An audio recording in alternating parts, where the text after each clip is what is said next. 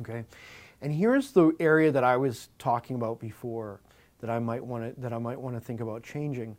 Remember when I said that search engines like names? They like to be able to say, this page is about this person, right?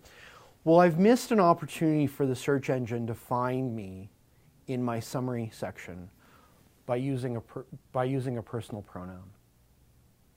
Instead of writing about myself in the third person, which I know probably sounds really awkward to most people, and is probably going to be awkward when I write it, instead of saying I am acutely interested, I should probably say Mike Webster is acutely interested in, and then so that gives the search engine another opportunity to see my name and sees that page is linked to that person, kind of thing. Okay? Julie Brown likes your tip, Michael. Oh, good. So you'll see a few other things. One of the things that you'll see, you want to get this profile strength here to this all-star ranking. Okay? This is LinkedIn's own tool that basically measures how complete your profile is. Okay? So if you have previous employers, current employer, some education background, you have a profile picture, you've added some contact information.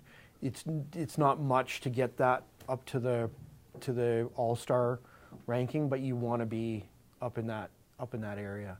You want somebody who sees you and is evaluating you potentially on your ability to use social media effectively, to think that you at least know how to set up a basic profile. So right? other people get to see the... Yeah, anybody who sees my profile will see that profile strength, yeah. So you'll see here below, this is a link of, this is people that also, the people who viewed my profile have also looked at. So this is an opportunity for me to maybe connect with somebody that I didn't realize was on LinkedIn that I want to connect with, or I can see, for instance, that like Holly's one of my classmates. So if I suspected that was a recruiter who was looking at, and I saw a bunch of my classmates all of a sudden show up on people also viewed, I might suspect that there's a recruiter that's fishing around looking for potential hiring, potential candidates for a job. You'll see that recommendations end up in your profiles. So you want to politely solicit recommendations. Okay, you don't want to be overboard. You don't want the recommendations to sound stilted. You don't want them to be unwarranted. But if you've done a particularly good job for somebody, ask them to rate your recommendation on LinkedIn. Because that shows for not only on your network, it also shows on everybody else that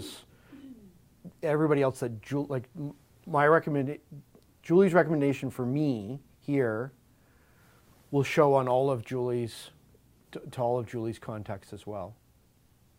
Okay. So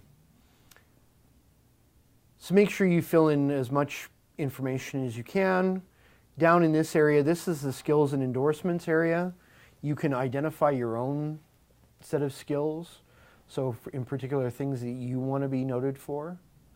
And what happens is that periodically this information goes out to the contacts in your network, and your network members are asked to endorse you for particular skills.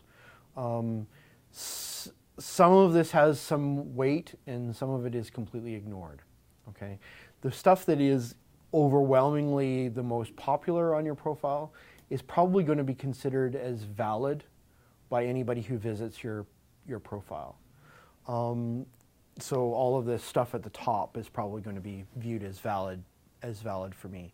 But because people don't really need to do much to endorse you, they just have to click on an icon.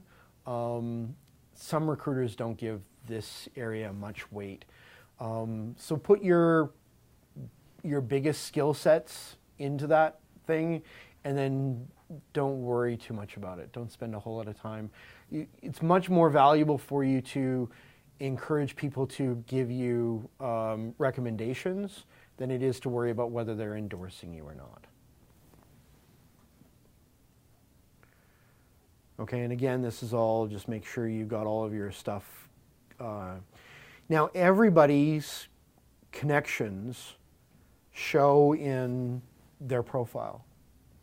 And once you get connected to somebody and get access to their profile, you can go about seeing their connections. And it's often a good place to look for expanding your network, especially if you can say to somebody, you know, Julie just gave me a recommendation. I'd be interested in getting to know you. Here's my, you know, please connect with me through LinkedIn. And then groups, you'll see I have 35, I have actually more than 40 groups that I'm a member of. And then LinkedIn allows you to follow people, similar to the way you would on Twitter, for gathering news.